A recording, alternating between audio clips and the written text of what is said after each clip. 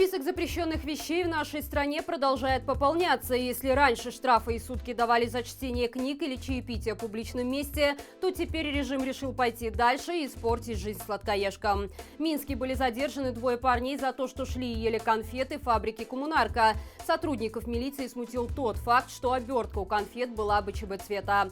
Поэтому они сначала пригласили жестких нарушителей в РУВД для разбирательства по поводу кражи мобильного телефона, а на месте составили 2 протокола за неповиновение в момент задержания и пикетирования путем раздачи конфет в БЧБ обертке.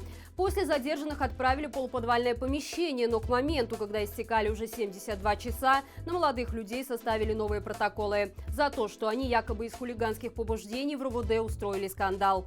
Один из задержанных на суде свою вину признал полностью и отправился на 13 суток в Жодино, а второй отрицал, за что получил 3 суток ареста, которые к моменту разбирательства уже истекли. Молодые люди также сообщили, что в РУВД с ними находилась девушка, которую просто задержали за белые носки с красной полосой.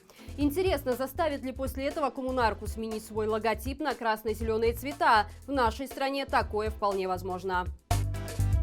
Когда в казне денег нет, но обязательства перед большим братом выполнять надо, кому-то вновь придется туго затягивать пояса. И это явно не будет ОМОН. Министерство обороны занялось очередной бессмысленной тратой бюджетных денег. Ведомство намерено потратить около 1 миллиона рублей на перевозку белорусских солдат в Россию. Очевидно, это перемещение будет происходить в рамках учений «Запад-2021», которые пройдут на территории 2 стран в сентябре текущего года. При этом на какие мероприятия поедут солдаты, неизвестно. Стоит отметить, что указанная сумма эквивалентная 30-40 тысячам долларов, включает только оплату транспортных услуг на переброску личного состава и техники. А это лишь малая часть расходов на крайне дорогостоящую демонстрацию военной мощи 2 диктаторами перед Западом.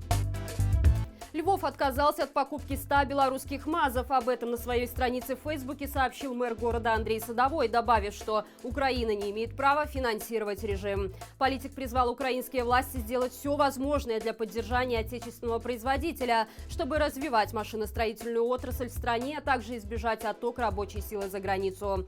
Важно отметить, что МАЗ поставляется на экспорт в Россию, Узбекистан, страны Африки и множество других регионов.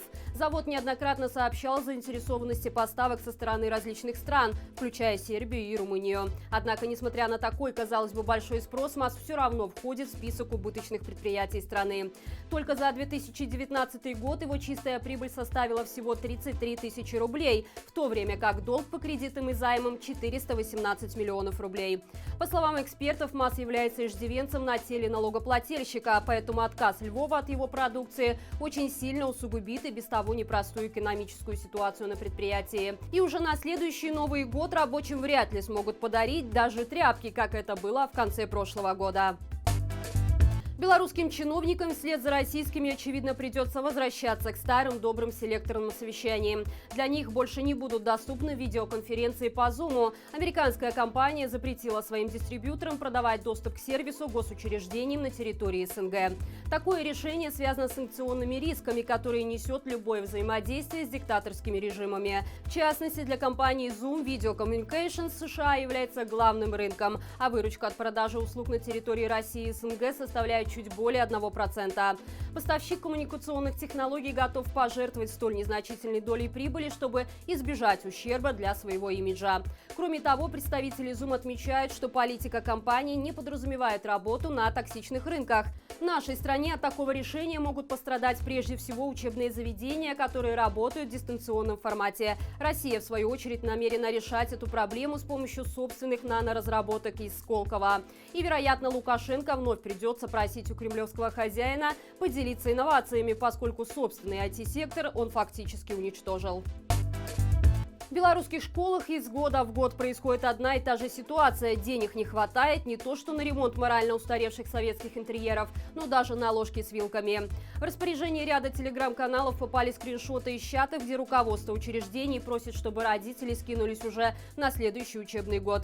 Хотя текущий, на который сдавали в самом его начале, еще даже не закончился. Учителя устанавливают четкие даты, до которых нужно внести деньги на счет, и требуют отчитаться скриншотами подтверждения перевода. В Все эти поборы подаются как добровольные, но, как правило, если родители не могут по каким-то причинам сдать деньги, это сказывается на отношении учителей к детям.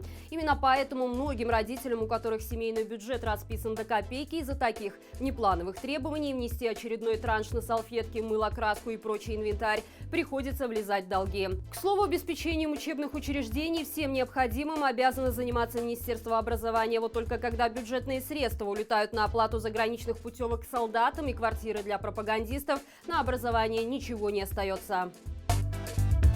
И это все на сегодня. Берегите себя и живи Беларусь!